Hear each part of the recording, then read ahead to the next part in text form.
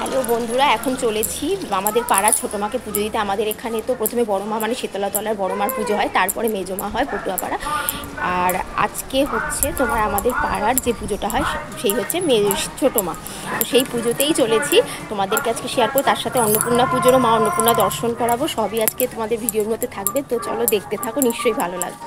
বাড়ির থেকে খুব একটা দূরে নয়, কাছেই চলে এলাম, কিন্তু অসম্ভব গরম পড়েছিল আজকে। আর হ্যাঁ, মা তো আসেন গরমকালে সবাইকে ঠান্ডা করতে, তাই তো মাকে বলা হয় শীতলার। ঠান্ডা জলে মা সবাইকে ঠান্ডা করে দেন, আর মাকে জলও ঢালা হয়। তো যাই হোক, এদিকে ভোগ রান্নাও দেখতে পেলে হচ্ছিল। এটা কিন্তু সন্ধেবেলা বিতরণ হবে, তাছাড়া এখন হবে ভোগ আরতি, আর তার সাথে কিন্তু আরও নানা রকম রীতি রেওয়াজ হবে। আর এই দেখো, এই হচ্ছে সুন্দর মায়ের মূর্তি।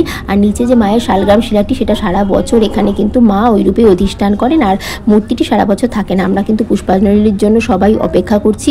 পুষ্পাঞ্জলিও পুজো দেওয়া হলে তারপরে কিন্তু অন্যান্য পুজো আবার আরম্ভ হবে। তো প্রচুর ভিড় হয়। আমরা চলে এসেছিলাম 11টার সময়, তাই ভিড়টা একটু কম ছিল। এই দেখো, বলির জায়গা করা হচ্ছে। তবে হ্যাঁ, এখানে কিন্তু কোনো রকম জীবজন্তুর বলি হয় না, শুধুমাত্র ফল ফলাদি আখ এইসবের বলি হয়। তো এরপর চলে যাব অন্নপূর্ণা পুজোর দর্শন করতে। চলো যাওয়া যাক। তো বন্ধুরা দেখো, এখানে মা, কাকিমা, আমি আর শাশুড়ি মা সবাই মিলে একসাথে এসেছি অন্নপূর্ণা পূজার ভোগ খেতে এবং অন্নপূর্ণা মাকে দর্শন করতে। তোমাদেরও সঙ্গে থাকো, দর্শন করাবো মাকে, কেমন? সঙ্গে থেকো কিন্তু। তো দেখো, এই হচ্ছে মা অন্নপূর্ণা। এটা কিন্তু আমাদের যে বাড়ির পুরোহিত মশাই, তার বাড়িতে পুজো হয়। তো প্রতি বছরই উনি নিমন্ত্রণ করেন এবং অনেক অনেক বহু দর্শনার্থী এখানে কিন্তু মায়ের প্রসাদ গ্রহণ করতে আসে। শুধু নিমন্ত্রণ না, যে কেউ কিন্তু এই প্রসাদ গ্রহণ করতে আসেন। প্রচুর লোক এখানে মায়ের পুজো দেখতে এবং প্রসাদ গ্রহণ করতে আসে। মাকে কি সুন্দর লাগছে দেখো। এটা কিন্তু বাড়ির মধ্যেই পুজো হয়, আর খাওয়া দাওয়া হয় সেটা কিন্তু বাড়ির পাশেই। সবই তোমাদের সাথে শেয়ার করবো। দেখো, এখানে কিন্তু আমাদের কোল্ড ড্রিঙ্কসও দিয়ে দিয়েছিলো। গরমে কিন্তু ভীষণ ভালো লাগছিলো এটা। আর আমার ছেলে তো পেয়ে বেশ আনন্দ। আর যেহেতু অরেঞ্জ টাইপের মানে এই ফানটা, মিরিন্ডাটা খুব ভালোবাসে। আর দেখো, সামনে কিন্তু খুব সুন্দর একটা পুকুরও রয়েছে। সবাই বসে বসে এখন কোল্ড ড্রিঙ্কস খেয়ে গরমের থেকে মানে তৃষ্ণার তৃপ্তি মেটাচ্ছে। আর প্রচুর ভিড় হয়েছে। ওইদিকে বসার সমস্ত জায়গা করা হয়েছে, একদম বাড়ির পাশে রাস্তাতে প্যান্ডেল করে কিন্তু বসার জায়গা করেছে। আর দেখো, আমাদের এখানে যত শহরাঞ্চলে পুকুরগুলোকে এখন সব সুন্দর করে বাঁধিয়ে সংরক্ষণ করা হচ্ছে, কারণ পুকুর তো এখন আর বেশি দেখা যায় না।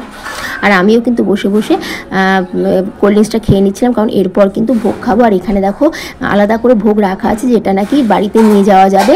সবাই ক্যানে করে বাড়িতে নিয়ে যেতে পারবেন, যারা বসে খেতে পারবেন না। আর এইদিকে দেখো, বসার যে বন্দোবস্ত করা আছে প্রচুর বড় জায়গা জুড়ে, কেননা এক ব্যাচে তো হবে না, অনেক অনেক ব্যাচ বসবে। তারপর খাওয়া দাওয়ার পর প্রসাদ নিয়ে আমরা কিন্তু মা কল্যাণেশ্বরীকে বাড়ির সামনেই মাকে দর্শন করে এরপর কিন্তু চলে গিয়েছিলাম দেখো আবার মা বাসন্তী আর তার সাথে মা অন্নপূর্ণাকে দর্শন করতে। এটা আমাদের পাশের পাড়ায় পুজো হচ্ছে।